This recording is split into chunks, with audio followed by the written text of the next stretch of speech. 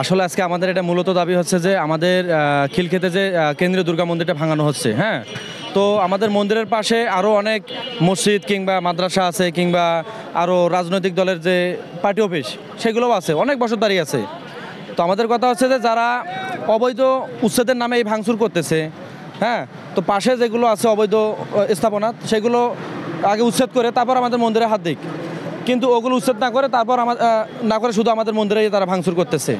এটা একটা আসলে একটা সাম্প্রদায়িক একটা শৃঙ্খলার মধ্যে পড়ে না। এটা আসলে আমরা শাহবাগ চত্বর পর্যন্ত যাইতে চাইছিলাম। তো আমরা শান্তিপূর্ণভাবে যাওয়ার চেষ্টা করছি এবং তাদেরকেও বলছি, অনেক রিকোয়েস্ট করছি যে আমরা শান্তিপূর্ণভাবে আমরা যাব, আমরা আমাদের কর্মসূচি পালন করব। কিন্তু পরবর্তীতে তারা আমাদেরকে বাধা দেয়। তো যেহেতু আমরা আইনের ঊর্ধ্বে যেতে পারি না, সেহেতু আমরা আমাদের কর্মসূচি স্থগিত করে দিচ্ছি। পরবর্তী আমরা 7 দিনের আলটিমেটাম দিয়েছি। এই 7 দিনের মধ্যে যদি সরকার প্রয়োজনীয় পদক্ষেপ না নেয়, তাহলে আমরা আগামী সপ্তাহে আমরা বিক্ষোভ সমাবেশের ডাক দিয়েছি।